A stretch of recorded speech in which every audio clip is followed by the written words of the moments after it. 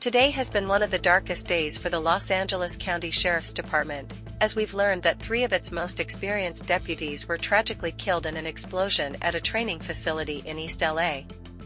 The deputies have been identified as Joshua Kelly Eklund, Victor Lemus, and William, whose last name is still being confirmed.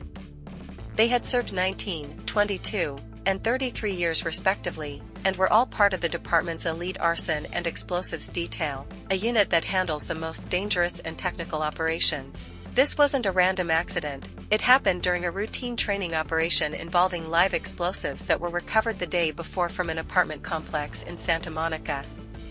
Residents at that complex had reported suspicious items found in a storage garage undergoing renovation, and when authorities arrived, they discovered what appeared to be live military-grade grenades. The deputies transported the devices to the training facility, where they were working to safely disable them. That's when the blast occurred. The explosion was so powerful that it shattered windows on nearby patrol cars and tore through the area where the deputies were working. Neighbors in the surrounding East LA community said the sound of the blast shook their homes and woke up entire blocks. One neighbor said, "I worry about my property being so close, but I worry even more for the lives of the people doing this dangerous work." The loss is not only shocking but historic. This is the single deadliest incident for the department in nearly 170 years. Sheriff Robert Luna addressed the media with a heavy heart, calling it one of the worst days in the department's history. He described the deputies as the best of the best, saying that this kind of assignment isn't given to rookies or officers in their early years, but to those who have proven themselves through decades of service and training.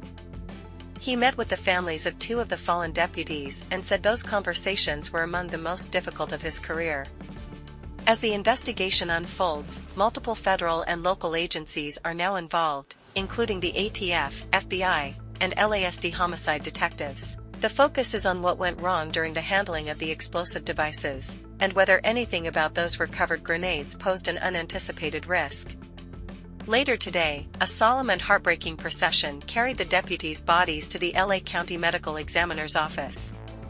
3 white vans, 1 for each deputy, were escorted by black and white patrol cars. Along the route, people stood silently, some waving American flags, others holding their hands over their hearts. One woman, the mother of a military veteran, was seen breaking down in tears, overwhelmed by the shared pain of sacrifice. Mayor Karen Bass and Governor Gavin Newsom have both issued statements offering their condolences and support. The governor called it a heartbreaking day for California, and the mayor emphasized that the city of LA stands with the sheriff's department and with the families of the fallen. Tonight, a wreath stands at the entrance of the training facility, a symbol of mourning, respect, and remembrance. This story is not just about a tragic accident, it's about bravery, duty, and the unimaginable risks taken by the men and women in uniform. These deputies were not just law enforcement officers, they were fathers, husbands, friends, and mentors.